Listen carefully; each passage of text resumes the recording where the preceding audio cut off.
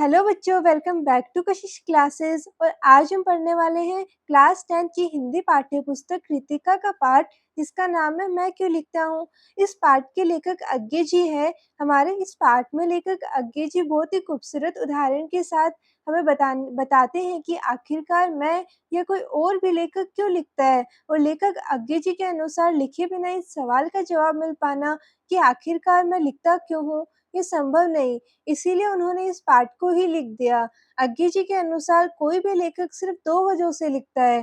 पहला, आंतरिक दबाव मतलब आत्मानुभूति की वजह से या फिर किसी बाहरी दबाव की वजह से। और हमारे लेखक अज्ञे जी के अनुसार हर एक लेखक के लिखने के पीछे सबसे बड़ी वजह होती है उसकी आत्मानुभूति मतलब आंतरिक दबाव। ये आंतरिक दबाव ही है जो लेखक को लिखने में मजबूर कर देता है। जिस तरह एक स्टूडेंट को जब तक चैन नहीं मिलता, जब तक उसे उसका उत्तर नहीं मिल जाता, ठीक उसी तरह लेखक को उसके अंदर के आंतरिक दबाव तब तक चैन से नहीं रहने देता जब तक वह लिख नहीं देता।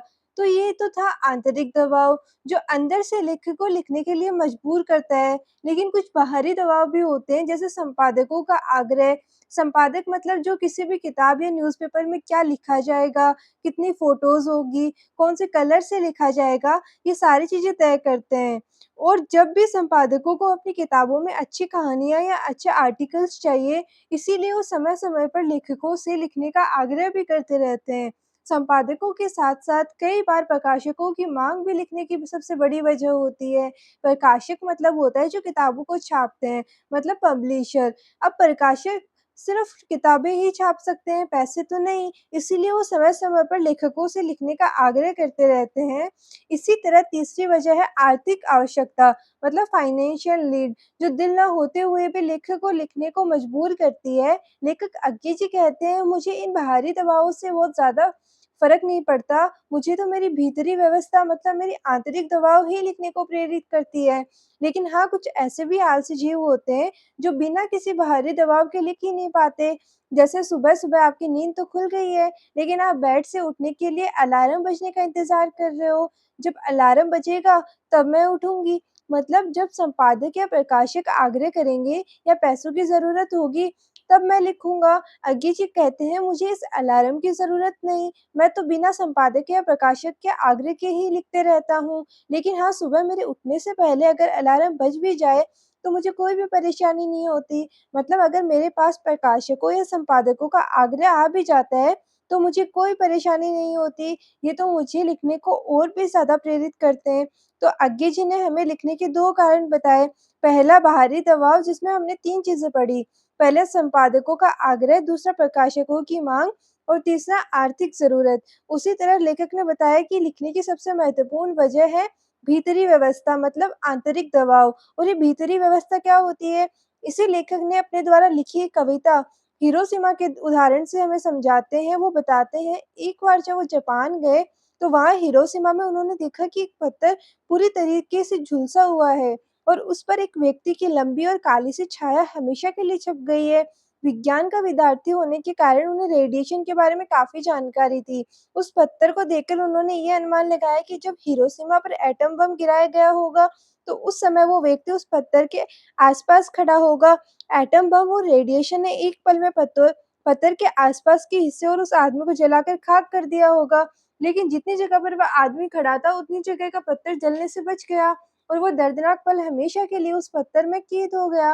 लेखक को उस झुलसे हुए पत्थर ने झंझोर के रख दिया। वह हिरोशिमा में गिराए गए उस एटम बम के बारे में सोचकर ही काँप जाते हैं। उस समय उस पत्थर को देखकर लेखक को ऐसे लगा मानो वो उस दुःख की घटनाओं में उस समय वहीं मौजूद थे और इसी व्याकुलता ने उन्हें लिखने को मजबूर कर दिया। और परिणाम स्वरूप उन्होंने हिरोशिमा पे कविता लिखी जिसका नाम है हिरोशिमा।